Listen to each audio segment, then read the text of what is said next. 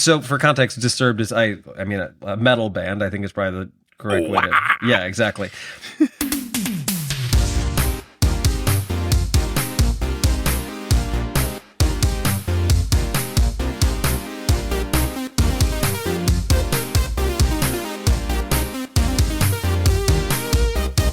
Sup, nerds? It's basketball. Welcome to Horse, a basketball podcast about everything except for the wins and losses. My name is Mike Schubert, and I'm joined by my trusted co-host.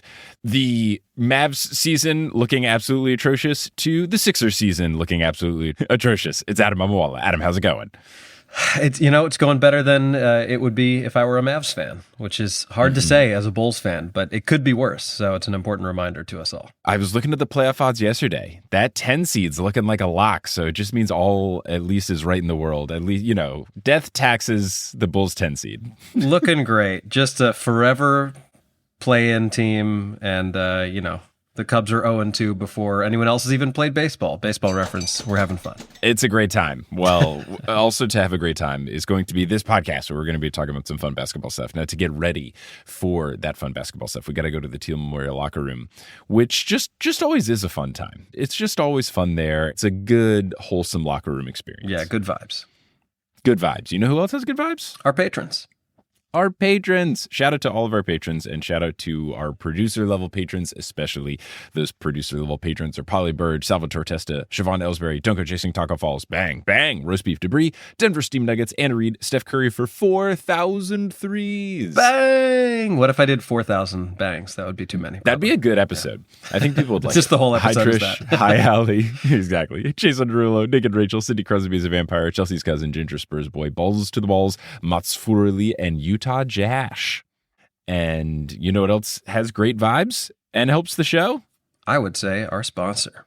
It's our sponsor, Tap for a Cause. Tab check. I've got 4 open. What do you got? At least 20, but a lot of them are for my That Actually Happened, so I feel okay about it. That's good. And that's what Tab for a Cause can do, is it can make no matter what you're doing on the internet good, because every time you open a tab, it raises money for charity. You go to tab4acause.org/horse, you install it, and then you get pretty pictures of nature or architecture, and you might see some tiny ads, but those tiny ads raise money for charity, and you get to pick what charities. They have a whole bunch of different ones to support. It's pretty cool. I've been using it for years and years, and it's great. It's solid, and it's nice to be able to give money to charity with absolutely no effort. So head on over to tab4acause.org/horse to get signed up today. Now, unless you're listening on Patreon where you don't hear these inserted ads, you skip right over it. You're going to hear some inserted ads. Some of them will be read by us and others of them won't be. And once we finish those up, we will continue this episode of Horse. Unless you're a Patreon, we're going to keep talking right now. Adam, what's going on in your world? All right, no new shows, but I'll give you a quick rattle off of the things that I have coming up. Thank you to everybody who came out in New Jersey at the Stress Factory. We had a great turnout for that one.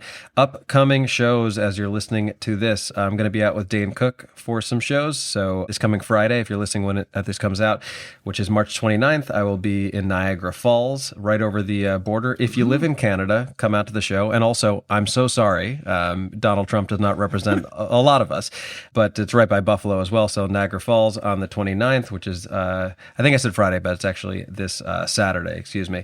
And then Sunday in Newark, New Jersey at NJ Pack, also with Dane Cook. That's going to be a cool hometown show.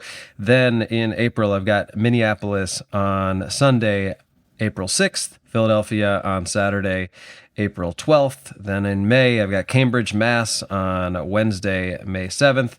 Lake Charles, Louisiana at the Golden Nugget on Friday, May 16th with Dane Cook.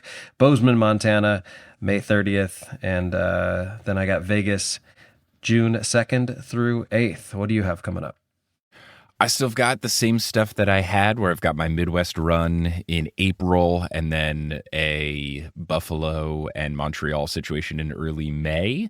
But the new addition is that we are live streaming the Des Moines show. So that's an April 13th show. We're going to live stream it, and it'll come with a 7-day replay. So you don't actually have to watch it live if that day or time or both is bad for you. So you can go to schub.es/tour to get your tickets there. And it's like going to be a YouTube live thing with live chat replay and all that. So you can get in the mix and have fun with all the people watching from across the globe. And that show is going to be a half TNO, half Potterless show. We're going to start the 3rd book in the sequel series for TNO. And apparently the beginning reading that book is really good, so it should be a fun time. And then we're going to do Wizard on Fast and Furious. So we're going to take Harry Potter characters and craft a Fast and Furious movie with them in it. I'm super stoked. And that, again, is at schub.es/tour. Alrighty, do we have an NB Q&A? We do. This one comes from Matt or Matthew, aka Ginger Spurs Boy, and the question is, I was wondering what it was for each of you that got you into basketball fandom beyond just the Bulls or the Knicks. I'll let you go first. Ooh. What was it like? Your parents' interest in basketball? Like, how did it kind of form for you? Yeah, I started playing basketball at age 5. I think age 5 is kind of when I did all of the sports, or at least like the core. So I started t-ball, I played soccer, I played basketball, and it kind of was on like a seasonal thing. I really liked it. We had a hoop in our driveway and everything. So I think initial fandom was just from playing the sport. And I think then just like I ended up watching the Knicks because my dad was a Knicks fan. We went to some games when I was younger. But then what really expanded it beyond just like, oh yeah, I like the Knicks, was actually the Knicks being bad made me get more into like basketball as a whole, because I was really getting more into it in like the mid 2000s, and we were quite bad. Like in the early 2000s, I remember me and our mutual friend Josh like really enjoying like Latrell Sprewell and those Knicks and stuff. And then when the Knicks got really bad, I was like, and then that's when I got into like Steve Nash and the Suns, and JJ Redick in I liked him at Duke, and then he was on the Magic. I started watching the Magic, so that kind of helped expound my basketball horizons. And then what got me like full-fledged all the way back into the Knicks boy I am today is Jeremy Lin insanity. That was just like, all right, I'm locked in, let's go. It's kind of the narrative for me. What about you? For me, I mean, a lot of it was growing up in the Chicago area during the Michael Jordan time of basketball, like just through osmosis. You really couldn't avoid it. I think even people who were not sports fans at all got into it during that time. For me, it was not really from my parents necessarily, because like my dad is from India. He didn't grow up with basketball being part of the culture. My mom was a baseball fan. But I think initially it was spurred on by being aware of Michael Jordan. That then led me to start playing basketball.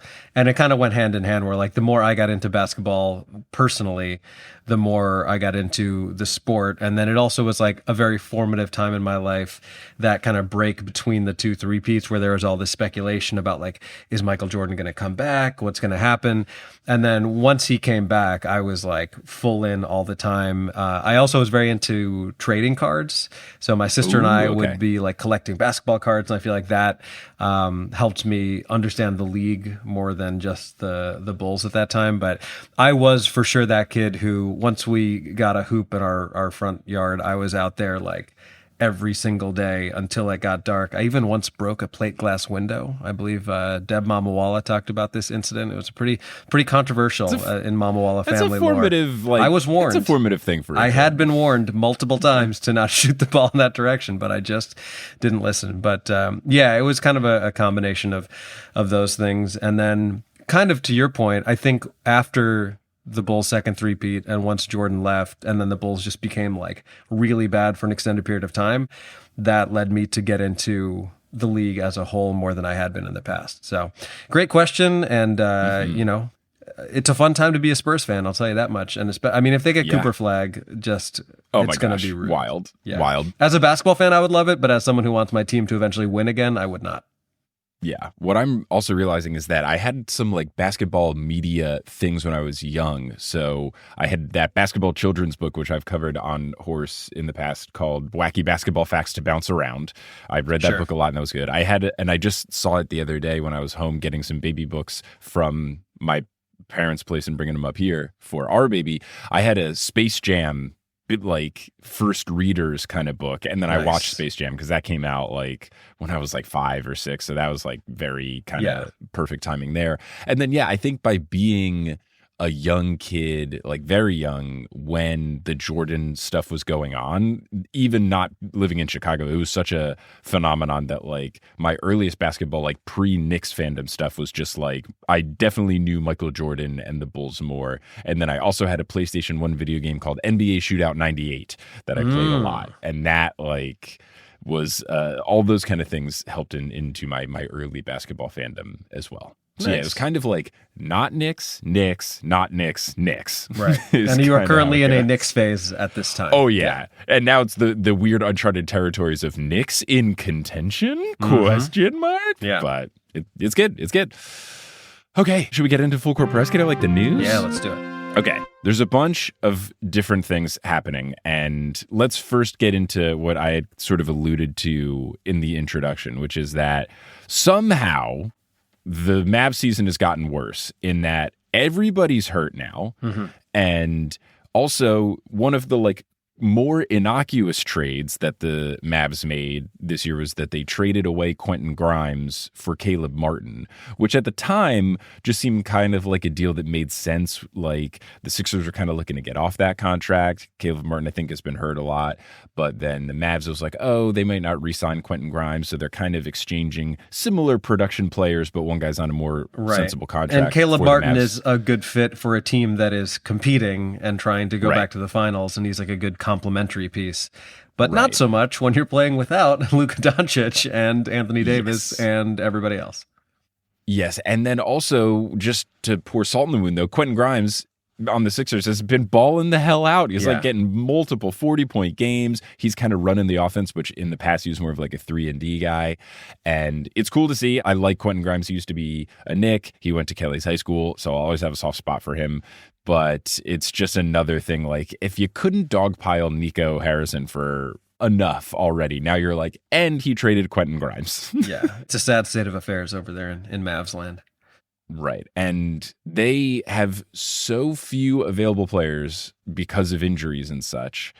I think they have like 8 active players. And if they get down to 7, they will have to forfeit games, which I've never seen in my entire life watching basketball. I've never seen a forfeit happen. No, I think we've talked about that college game where the team ended up playing with like 3 players because all their players got ejected or fouled out or whatever. But But you could at least start that game. This is like, we would have to cancel the Mavs game.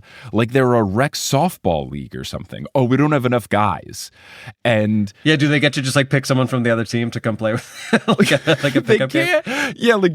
Does the other team just like run a scrimmage? Yeah, like it's so bizarre. They can't add more people because of contract rules. Like they're over the tax apron kind of thing. So they can't add more people. They're asking the NBA for financial alleviation, and the league said no. It's just good. Like, yeah. There was a video of them with before the game with I think 6 people out there shooting around because that's all they had.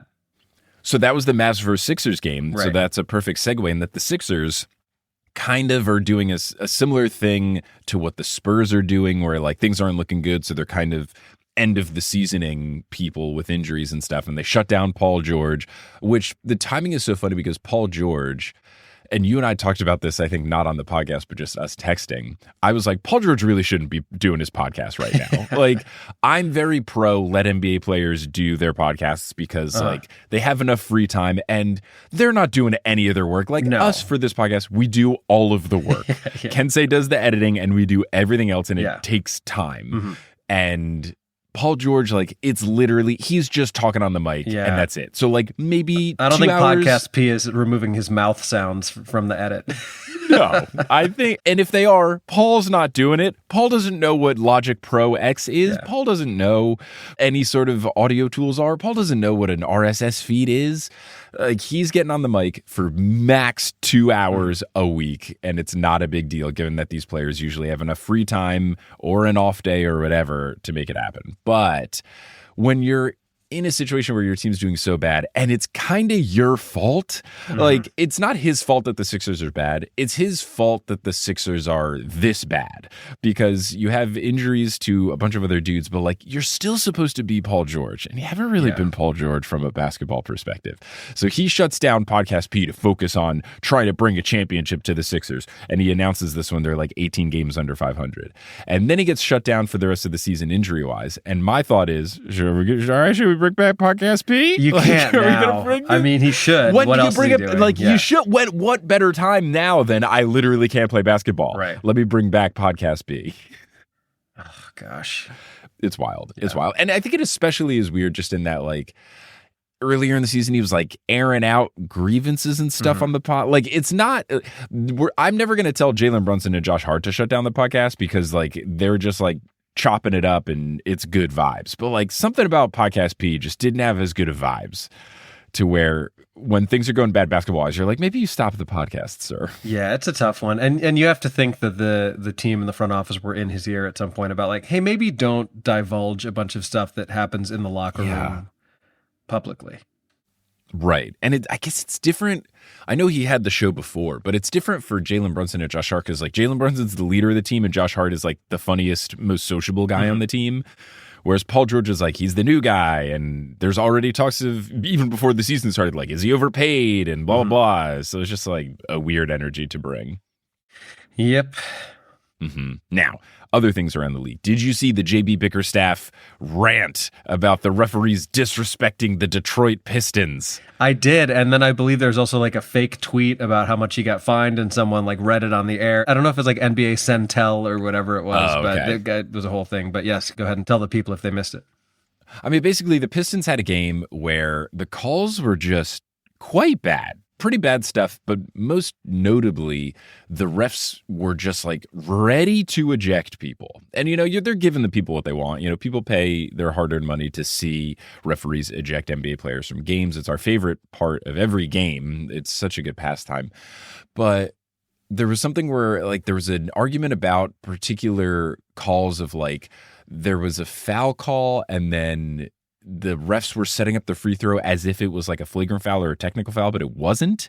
And Cade Cunningham was like having an argument with the ref that they were like, the refs were actively messing something up. Cade Cunningham on the Pistons let them know they were messing something up. They kind of refused to admit it. He had to get a little angry with them. They realized their mistake, but then they gave him a tech for like passionately telling them they were messing up. And then he had gotten a second one. So then he got ejected for in like the third quarter of an intense game. It was just weird. And then their coach, JB Bickerstaff, just went off on him during the postgame thing. We could put a link to it because it's quite lengthy, but he says like, we're not going to be disrespected and we're not going to stand for this. And he like said like, we're bringing a good thing to the league by having these young players developing. And he's not wrong. Like the Pistons are fun and it's good that the Pistons are good again. And, you know, I love this. I love a coach getting behind a microphone and knowing this will cost me $100,000, but I got to stand up for my guys. Yeah, listen, I mean, we've talked about it many times before. Refs and umpires and, you know, whatever they're called in whatever sport it is, like they do have a very difficult job. There's also human error involved the same way that like basketball players don't make every single shot they take. Like that's a real thing. But the level of arrogance, I think, is really what bothers me about a lot of, you know, officiants is not the right word. That sounds like a wedding. But the point is people in officiating, it's always this like small town cop energy of like, yes, not ever admitting that you're wrong and being very proud and like sticking up for your coworkers, even when they're objectively doing a bad job. And to your point, like, yes, it's a hard job, but they're also paid very well. They're like well taken care of. And their job is to be like seen and not heard, generally speaking, like making yourself involved. That's why I always hated Joey Crawford. It was like he wanted the focus to be on him rather than the game. And there's MLB umpires like that. Shout out Angel Hernandez. May you never work a game again.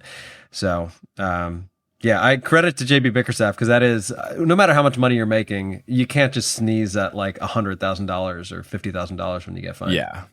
It's got to be a factor into coaches' salaries is like, hey, we're paying you X million dollars a year because like twice a season you have to argue that the refs are destroying your team and it's going to cost you $50,000. I am glad that it at least goes to charity. It's like the ultimate swear jar. Yeah, it's pretty good. It's pretty good. For anyone who doesn't know, any NBA fine, they donate it to charity, which is pretty cool. So, yeah. I do think if you're a referee, you can be known if you do cool, fun things. Like, I think it's Bill Kennedy who always does the, like, sassy deliveries for the overturning of the calls and, like, hypes it up with the crowd. That's fun. Like, when he does the thing where it's like, on the call, there was a travel, but before the travel, Curry was fouled by Jordan Poole, meaning the ball goes to the Warriors. And like the crowd, like that's it's fun, but he is still like drawing attention to himself by doing that. But at least it's for that. Like, I'll take that. I will not take everyone knowing who Scott Foster is because he is like a terrible ref and accused of throwing games. Yeah. All right. So I said Jordan Poole quickly because I wanted to get on something quickly. Did you see the Jordan Poole game winner that he made? Just like the ill-advised shot, but it ended up working out. No, but that does sound like Jordan Poole. They were down 2, I think, and he shot a 3, which is what you want to do. But he shot it with like 4.5 seconds left on the clock, which is like a bit too much. And he shot it from like 30 feet. Like he was many steps back from 3. He nailed it, so they won. But then he hits what he's now been doing. They've already talked about this with Jordan Poole, like the pool party. But he does the celebration now where he holds his nose and moves his arms like he's at a pool party. And it's so forced. Yeah, and if you were hearing weird audio there, that was Mike plugging his nose as he did the pool party celebration. Gotta do it. Yeah.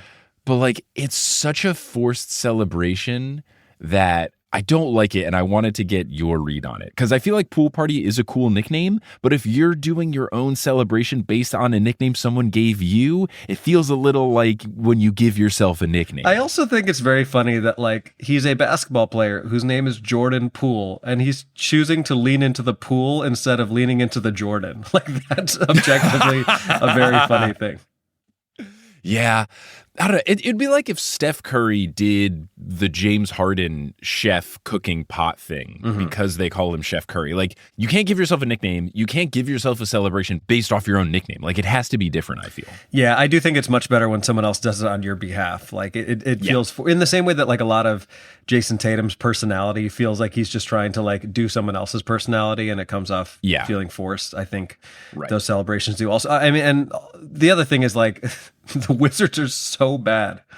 Except they've been like weirdly good in the past like 2 weeks. Like since the trade deadline, since they got Marcus Smart and since they got Chris Middleton, they went on like a 6-4 run. Like at the time of recording, I think they're like in their last 10 games, they're 6 wins, 4 losses. Well, they better stop if they want Cooper Flag.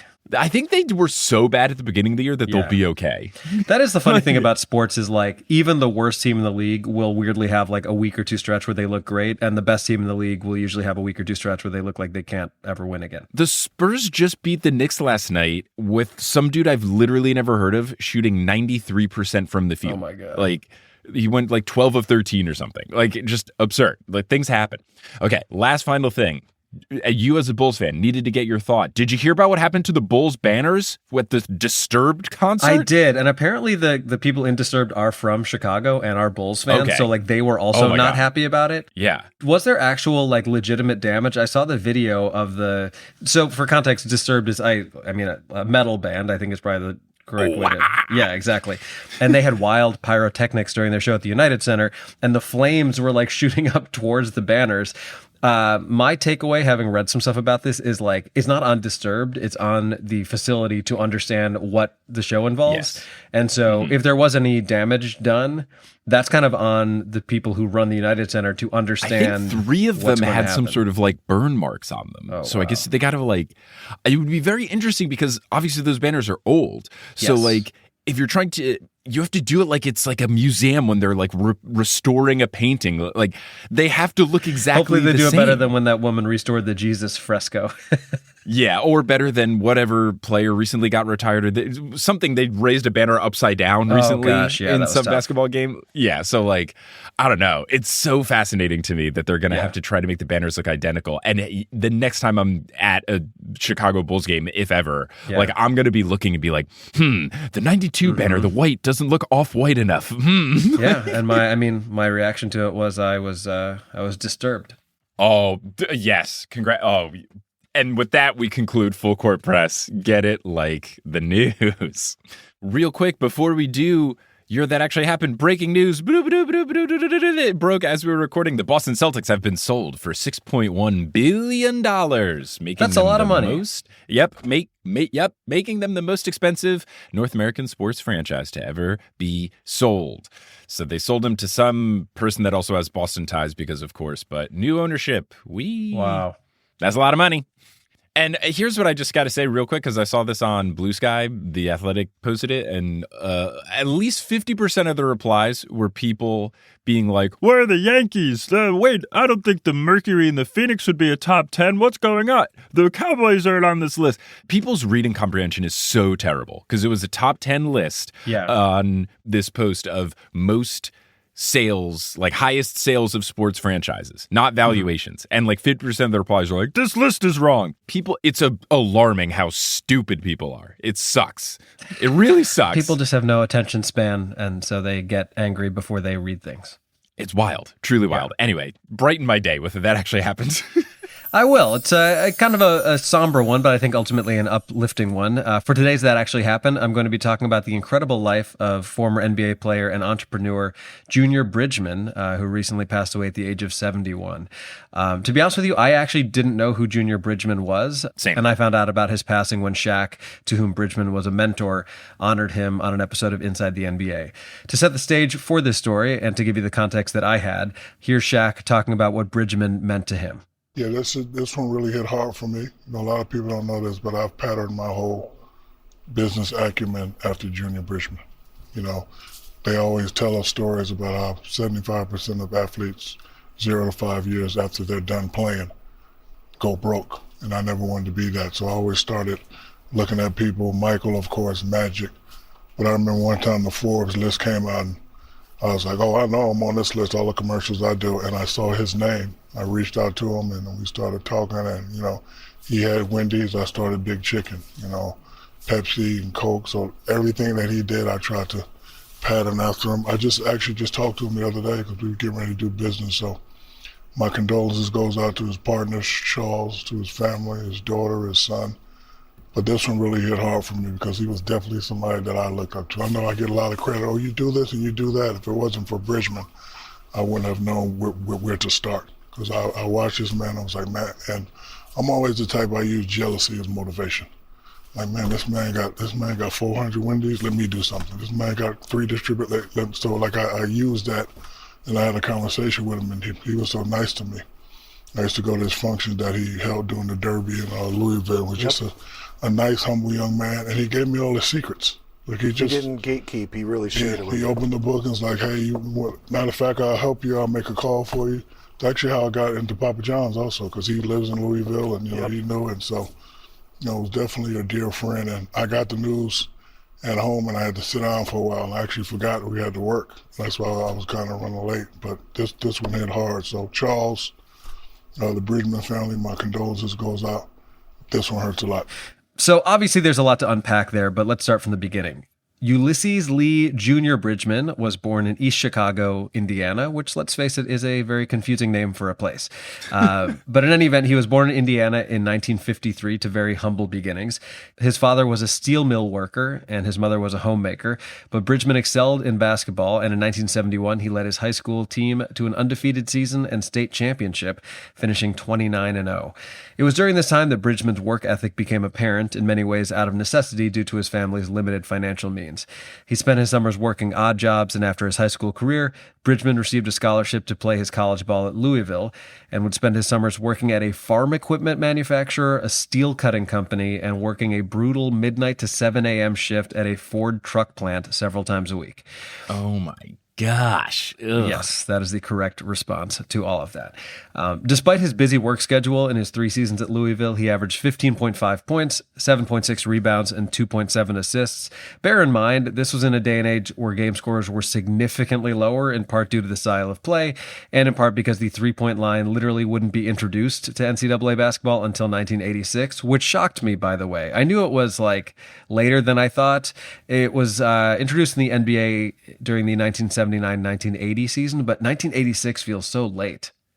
Yeah, the NCAA's got some weird stuff. Like, it's surprisingly late when dunking was allowed. Right. Like, they got rid of dunking in 67 because Kareem Abdul-Jabbar happened to be black. Mm-hmm. And then I'm pretty sure it was like a similar timeline to when the three-point line was instituted that they let people dunk again. So, yeah, NCAA's got some weird stuff. We're recording this on March 20th. March Madness begins today, and I could not care less. I guess I have one percentage of caring, because the people who do the ads for my podcasts did a thing where they're like, hey, everyone can do like a free bracket and we're going to give gift cards to the top 2 placing teams. So I did submit a bracket. It is mostly a vibes bracket. Yeah, I'm not a hater about it. Like, I think it's fun every year to watch games and see the storylines of people like going from complete no names to heroes in the matter of a week or two. So I say, if you enjoy it, good for you. I need to fill up my bracket literally in the next like 45 minutes or it won't get submitted. But sadly, I'm probably going to pick Duke. I feel like Cooper Flag is going to go off. I pick Duke every year. I pick him every year, every single year. But yeah, the format of March Madness is fun. Single elimination is fun. Upsets are fun. The actual product, like the actual basketball, disgusting, abhorrent, unwatchable. Yes and no. I think what's cool about it is the extreme passion of the fans. Obviously, like the best NCAA game is not going to touch the best NBA game, but what you'll never see is people not trying. And so there's something to be said for that. So, Yeah, you will also not see people making shots at a high percentage. Well. All right, let's move on. So all that to say, 15, 7, and 3 don't necessarily sound like earth-shattering stats nowadays, but it was very impressive in that era of basketball. While his Louisville Cardinals never won the national title during his tenure there, they did make it to the Final Four during his senior year and lost a heartbreaker to eventual champions UCLA, led by legendary coach John Wooden, who would win his 10th and final championship that season.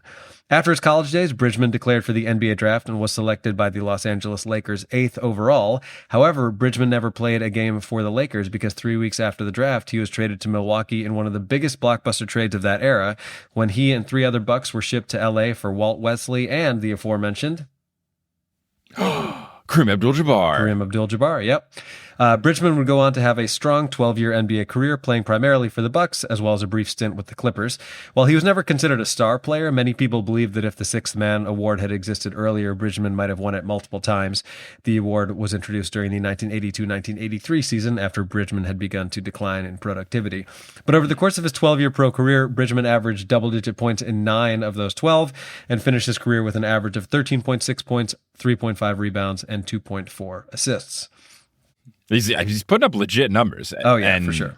It's got to suck just to be in the league when they invent something you would have been perfect for after the fact. Like, it's got to stink to and be also, like, bigger salaries, which we're going to get into right now. Oh, yeah. I mean, yes, that's got to be a thing you're kicking yourself for. So the real story of Junior Bridgeman is not what he did during his NBA career, it's what he did after. Amazingly, despite his productivity, Bridgeman never made more than $350,000 during an NBA season. Damn. For reference, this year, the NBA's minimum salary is $1.1 million. Even taking inflation into account, $350K in those days would equal about $1.5 million today. So it's like wildly larger than it was at that time, which, makes sense. Obviously, the NBA is a lot more lucrative than it used to be. In any case, always business-minded, Bridgeman didn't wait until his playing days were over to start lining up his next moves. And in the off-seasons, he worked to learn the business model of Wendy's fast food restaurants. So after his NBA career was over, he invested in then upstart Wendy's and would go on to own over 160 Wendy's and 120 Chili's locations throughout the U.S. In a 2024 ESPN piece written by Baxter Holmes, which I reference a lot in this, and I will also share the article, he shares a funny moment in 1988 when Bridgeman was working at one of his Wendy's locations. So a woman recognized him from his NBA career, and they have a conversation. And then a couple days later, while Bridgeman is driving home, he hears a female caller on a radio show talking about how she had been served at a Wendy's by a former Bucks player and commenting on what a shame it was that after their playing careers were over, many players had to resort to working at fast food restaurants. Bridgeman obviously realized that she was talking about him, and while in his case he was not working at a Wendy's but was the owner of multiple franchises, he understood her point. And he wasn't just like undercover bossing it. Apparently he took a real interest in getting his hands dirty, literally and figuratively, and understanding the business he was investing in. According to former Bucks teammate Sidney Moncrief, quote, "He'd be working in the restaurant like he was an hourly worker. I witnessed that. I was thinking, what the heck is he doing in there, flipping burgers, washing dishes?" And he had those work pants on. But he understood the value of learning thoroughly what you're investing in. Very, very hands-on. He wanted to know where every check was going. When money went out, he wanted to feel that, end quote. And a lot of people are aware, I think in an amorphous way, that retired athletes tend to lose a lot, if not all of their money after their careers end. But I think very few people, including myself, understand how truly pervasive this is. In fact, according to Craig Brown, an NKSFB sports business division partner, An astonishing 78% of professional athletes go broke after just 3 years of retirement. That's wild. And that's like a current stat, like current players still? As of a year ago, yeah. That's wild. It's incredible. And it's unclear what gave Bridgeman the foresight to understand how to properly set himself up for success in his post-NBA life, but whatever it was, he had it in droves. Even after his enormous success franchising restaurants, he was never satisfied and would later sell the majority of his franchises to a private buyer and then use that money to start a Coca-Cola bottling company to distribute their beverages. It was extremely successful and lucrative, and by 2016, Bridgeman ranked behind only Arnold Palmer, David Beckham, and the GOAT himself, Michael Jordan, as the wealthiest former athletes alive. I mean, that says it all. Like, because all those dudes were able to utilize exactly. They monetized their sports careers. He didn't. Right. And it's all like advertising deals. Like, it's just proof you and I had not heard of this dude until Shaq talked about him on TNT. Yeah. And to your point, it's like all those people, their fame from their sport, and obviously good investments, but mostly their fame is what led to their money. In this case, it was like Bridgeman used the NBA as seed money to start a completely different career in which him being a former NBA player had no bearing on whether or not he would be successful. Yeah, it's like the cooler version of when you find out like a billionaire like Jeff Bezos, it's one of those things where it's like, oh, he started Amazon, on his own. It's like, yeah, but he also had a $300,000 loan from his parents. Like this dude's $300,000 loan from his parents was him dunking on fools. Yeah. That's way cooler. Well, and that's a perfect transition to this next part, which is that like, I think you and I have been pretty clear on our stance on billionaires, generally speaking. Shouldn't exist. But if there is such a thing as a good billionaire, I'm pretty sure it was Junior Bridgeman. Rather than sit around counting his money. I mean, there's no way he got to be a billionaire, though, yeah? Like, oh, yeah. He hit $1 billion? Oh, yeah, over. What? I think 1.4 billion was like his net worth when he passed. Yeah. Whoa. It's amazing. Okay. But yeah, rather than sit around counting his money and, actively enabling fascism, Bridgeman used his power and wealth to impart what he had learned to other athletes, cautioning them on what could occur if they didn't plan ahead as he had. So starting in the early 1990s, Bridgeman spoke both formally and informally to rookies and veterans, sharing his wisdom and insight. He would later become a pioneer in teaching athletes the value of financial literacy, which is frankly lacking not only amongst professional athletes, but in general. Like I see it a lot in my 100%. field. I'm sure you do as well. The lack of basic understanding of like building credit, managing your money, and planning for retirement is astonishing to me. But I'm also fortunate that I received great guidance from my parents, and so many people don't have that benefit. Like I've always felt very strongly that financial literacy should be taught in high school. It should absolutely be like a required gen ed if you go to college. And Bridgeman was quoted as saying, "What I'm scared and concerned about now is you start to get that feeling that I've got so much money that I really can't blow it all. And that's the first step in blowing it all." And he's absolutely right. Like if you start living your life like you're always going to be making pro athlete money, when it goes away, you are in big trouble if you haven't lined up your next moves. Around this same time in the 90s, the NBA Players Association, realizing the value in what Bridgeman was building, asked him to create a program to introduce interested players to the restaurant business, and he obliged, designing a course that lasted 4 days. While only 5 of the 30 players who attended the program stayed in the business, over the course of that program, they learned finances and day-to-day operations. And Bridgeman made a huge impact on the basketball community. And as his wealth grew, he continued to stay engaged.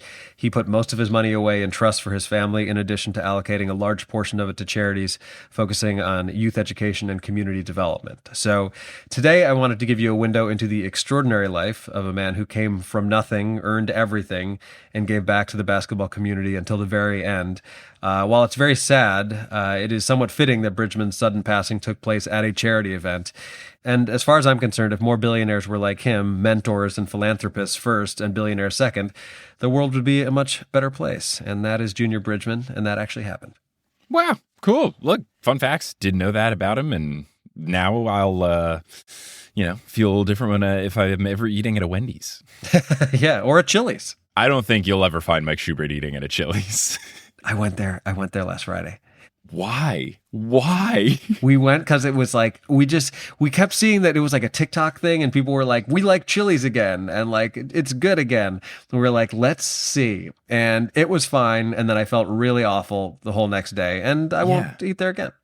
They microwave the food. Of course. Like, God, I think it's because I worked in the restaurant industry that I just know, like, you just can't do it.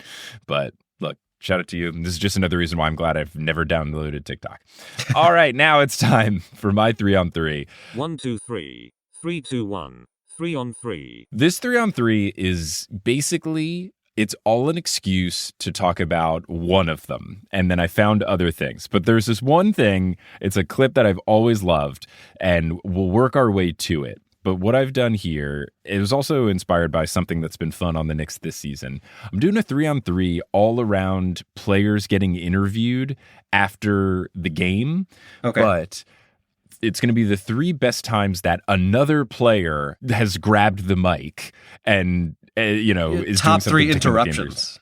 And then top 3 like video bombs. Okay. So when someone's interviewing and then someone like is in the background doing something like that. Fun. The Okay, number I like one player grabbing the mic thing is what has really what I want to lead to. So I want to start with the top video bombs. Now there is a full like compilation of these that I'm going to put on the episode page of horsehoops.com, and I'm also going to send to you in the chat, and I'll tell you where to go in the video so that you can watch these. Okay. But there's like a great big compilation of them, and it's super fun, and I had a great time watching it, and it was hard not to pick all of them to make this like a top, not a 3-on-3, but like a 20-on-20.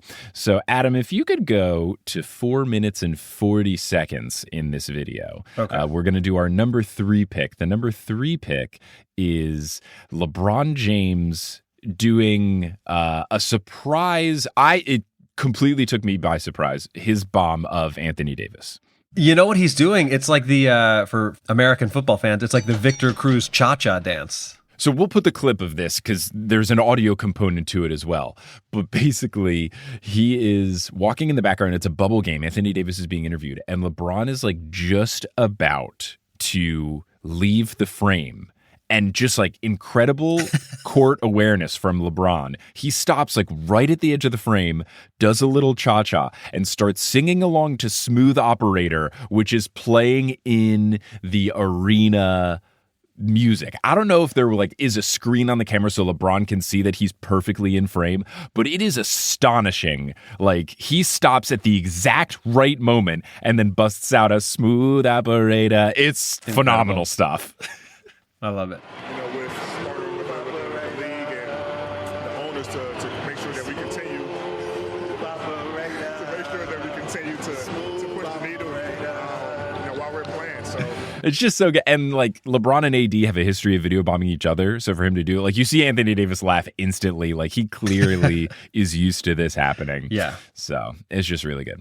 For number 2, if you could go to 1 minute and 27 seconds in this video, Adam, our number 2 one is Kevin Love for the Minnesota Timberwolves doing a little interview about his great performance. And then Looks like Ronnie Turiaf held him hostage. Rody Turiaf runs in, throws a towel over his head, and like closes it down on either side. So you're Looks like right. a hostage video. Yeah, it looks like he doesn't just put a towel on top of his head, because that's a common thing, and like the Thunder have been doing that this season where they're like putting towels on the back of the guy. He puts a towel like completely over his head and face and chin, grabs it on either side. There is like air underneath, but like if he goes a little tighter, he's going to look like Jack Bauer from 24. Like puts it over his head and then screams into the microphone, triple double, yes, and then runs in the back. The best, though, is that Kevin Hart keeps doing the interview with the towel over his head. He finishes his sentence. I want to just really quick correct. You did say Kevin Hart, which I'm shocked at. No. Because I know you dislike him. Oh, no, I meant Kevin Love. I'm so sorry. That sucks. Leave it in. I meant Kevin Love. Gosh, that's disappointing. Well, Love, Hart. I mean, those things are connected. And also what sucked is when I was doing this research, like so many YouTube videos were like, Kevin Hart, funny NBA interview. And I was like, none of these are funny. It's impossible. None of them are funny. But yeah, Kevin Love continues the interview like a champ, and the reporter has to remove the towel. Just commitment to the bit. Really fun stuff. Love it. Sam, so we just wanted to come in and do the best job we could, and we felt we did a good. triple double, yes. We felt we did a good job tonight. And we love a Rony Turiaf appearance. Oh, yeah. Shout out to Rony. except for when he was on the I think it was Knicks. Ronnie. It looks like Ronnie, but I think they said Ronnie. Oh, I thought he pronounced it Roney. I could be wrong. All right, let's see. Roney Turioff It's slash short Ronnie for Turioff. macaroni, I think. This is his I'm going to birthday. pull it up on Basketball Reference to see. According to the Basketball Reference pronunciation page, it is Roney Turioff. Okay, all right, I stand corrected. So I know my Knicks. He was on the Knicks for one bright shining year. Yeah, he was always like a good bench guy, Yeah, he was like a good hype up guy. Yeah, he's fun to have. You don't want him playing significant minutes. And in 2008-2009, he came in 15th place in voting for Defensive Player of the Year. So There you go. There Something you to hang go. your hat on. Put that Something in to hang the your towel on. rafters. All right. But don't put it in the rafters too close to a Disturbed concert. Oh my gosh, no. All right, the number one is just the collective Lifetime Achievement Award to the Heatles era of the Miami Heat, because over the course of the 4 years that LeBron was there, these dudes video bombed each other relentlessly. If you watch this compilation video, which is 5 minutes and 48 seconds, at least half of them are from this era of the Heat. You have like ones that have turned into famous memes of like Chris Bosh popping up and looking like a dinosaur. You've got LeBron doing the like big grin, bugging out eyes face that he did a couple of different times. They would do the things where they would throw towels like from off frame or from way behind in the frame. Dwayne Wade once did a cartwheel behind LeBron James. Like they do all sorts of stuff. There's compilations on YouTube of like just the Heat video bombs. And what's very fun is that it's usually the same sideline reporter for the Heat. So for certain ones, he has big reactions. Like when Dwayne Wade did the cartwheel, he was like, whoa, we've really ramped it up, guys. Like they were just absolutely relentless with these. And it was really fun, especially because the team was so good. Like this team was so good. They were knocking the doors off of everyone, winning games by 30 points, and then like video bombing, memeing each other throughout. Just incredible stuff. Yeah, I feel like the more time goes on, the more I appreciate them, because at the time I just hated them. I'm so upset that I was like in high school and college during this time because I was so busy. I did not like fully get to watch and appreciate them as much as I wish I could have. I would have loved to have seen that in person. I'm sure the tickets were egregious, and like also this was at a time in our lives where we didn't really have money, but like man, because it was during college, like, and they were in the East, so they would come to the Rockets once a year, and it usually didn't work out like price wise, scheduling wise, whatever. And that summer when I graduated, I was like, I've graduated, I have disposable income, I'm gonna go to a Heatles game, and then LeBron signed with the Cavs. I was it's like legit top 5 regret of my life. Like no joking, 100% earnest. Yeah, totally fair. Gosh. Okay, so let's get to now the best times a player has grabbed the mic. And these are all like kind of different in terms of how we're using the definition of player grab the mic, but they're all very fun. For number 3, we are also going to the bubble era of the NBA. I think this was from post-bubble, but pre-people back in arenas. Gotcha. And it is when Klay Thompson was doing #ReporterKlay and interviewed Steph Curry. So there was a thing that the Warriors did called #ReporterKlay, where Klay, when he was doing his long injury rehab, like when he was out of the league for like 3 years, he did a thing where he was like a color commentator and broadcaster for at least this one game. I think it was for a couple of games with the Warriors. So he was like helping call the game. They were cutting to him for media stuff like before the game and after the game. So he conducts a post-game interview with Steph Curry and, asking some questions. It's fun. But then he concludes this interview with a really hard-hitting question for Steph Curry. He asks him, who is a better color commentator, Del Curry or Michael Thompson? Both of these guys are these people's fathers, and both of them are color commentators for their respective teams that they used to play for. So Del Curry does color commentating for the Hornets. I don't know if he still does it, at least at the time. Either way, he did. Yeah, He did. And then Michael Thompson, I believe, does it for the Warriors still, but he was on the Lakers. He was never on the Warriors, so maybe I misspoke earlier. But in any case, they have dads who do commentary. They have dads who do color commentating, and Steph says that he's got to go with Del Curry, and Klay goes, and gets angry and like smacks away his microphone and like leaves. The only thing that could have what's been fun- better than that is if he pulled a deep cut and asked Steph Curry his thoughts about scaffolding. Oh, if only. But what's funny is they're doing this interview. Clay like angrily leaves, but he's like not very far away from Steph. Like Steph is like on the court, and it's like one of those big like long extended tripod things because of COVID times. But then Clay's just like a couple rows up in the crowd, and then they both end up like walking in the same direction towards the tunnel to leave. It's great. It's perfect. It's wonderful. So for number 2, we're going to go for the thing that happened this season. And it's OG Anunoby continuing to grab the microphone from Alan Hahn in postgame interviews. Did you see this going on this season? No. So I don't know what it is about OG. He's great. He's so funny. Like genuinely a hilarious person.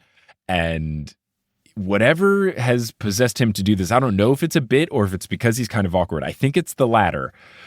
But there were a couple of games this season where Alan Hahn is one of the MSG Knicks broadcasters, and he does some of the post-game interviews on the court, much like I think he might have done the one when you and I were at that game when the Knicks beat the Pacers When and Brunson Jalen was talking was about his named. all-star selection. And Yeah, and he was getting choked up. So it's like that kind of interview. And there was one game where like Alan Hahn is like interviewing OG, and every time he points the microphone towards OG's mouth for him to answer, OG like grabs it and then like holds it and puts it to his mouth to go. Right. And Alan Hahn like clearly was like bothered by this. He says something to OG where it's like, hey, you don't have to grab the mic. Like I'll just point it at you. Yeah. And then OG, like the next question, still grabs it.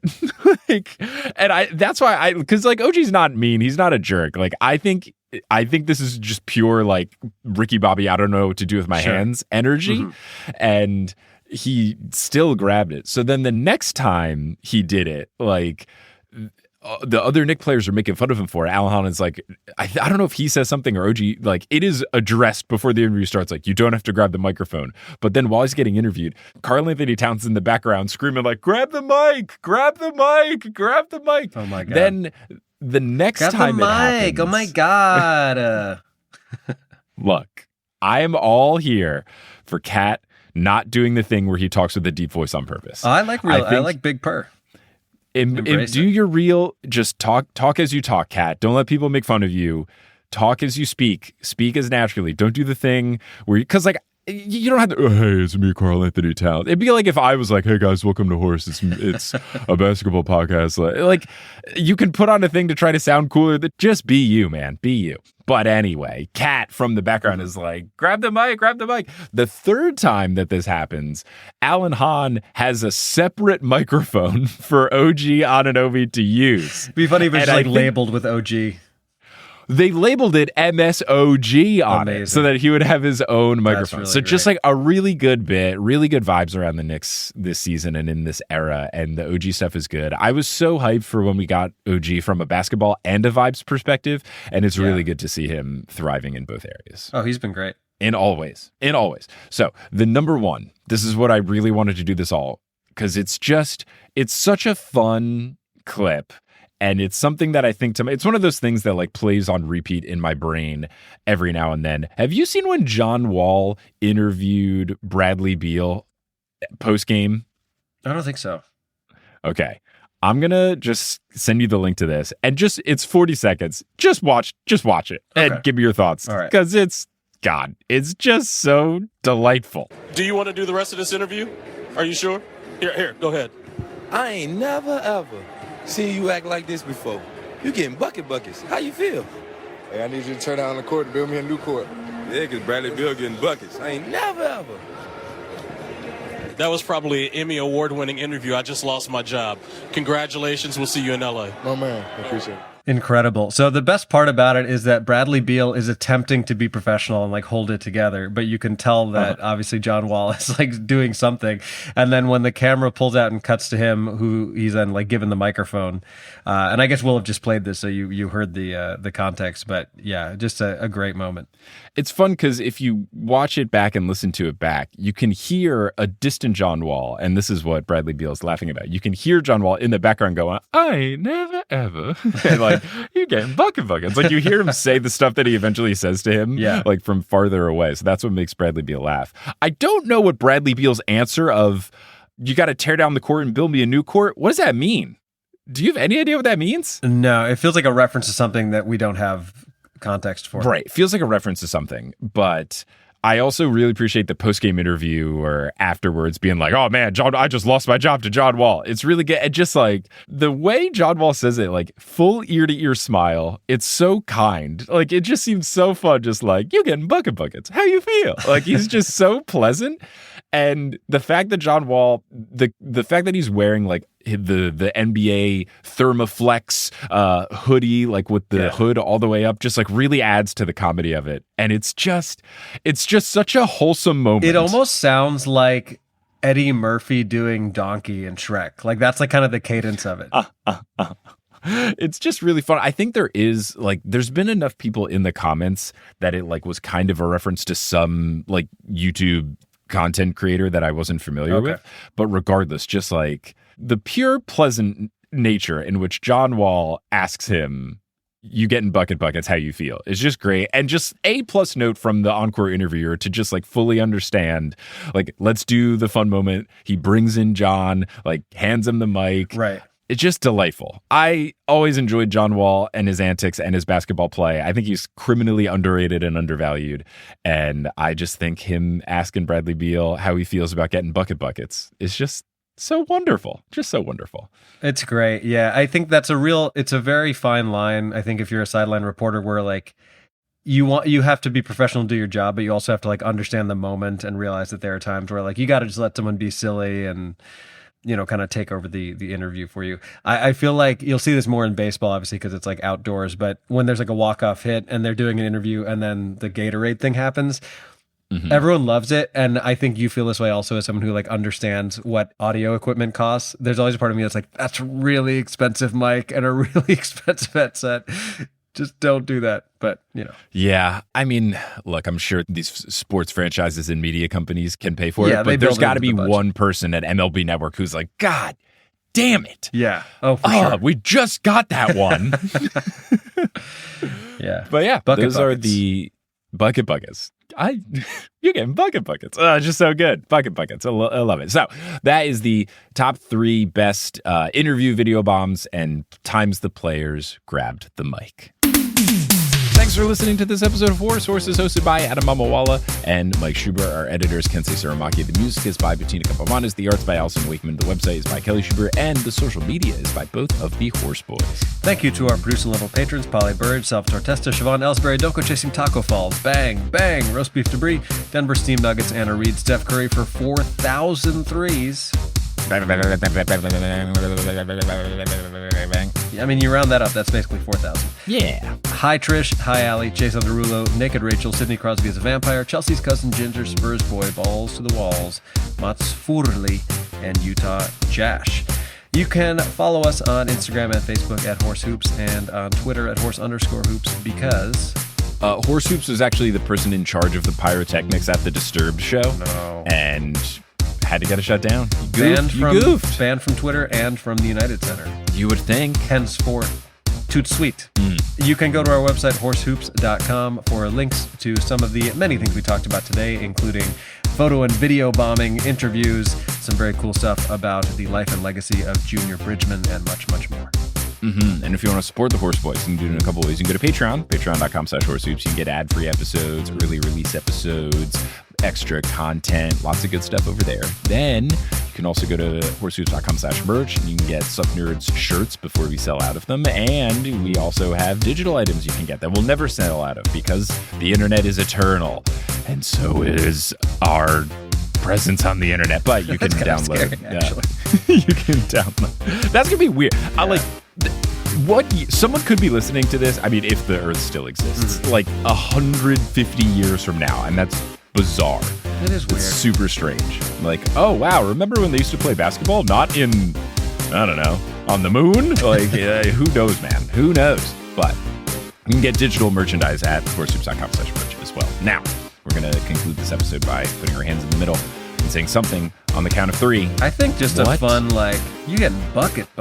That's like a Yeah, good place you're getting to- buckets on 3. Yeah. Beautiful. 1, 2, 3. 3.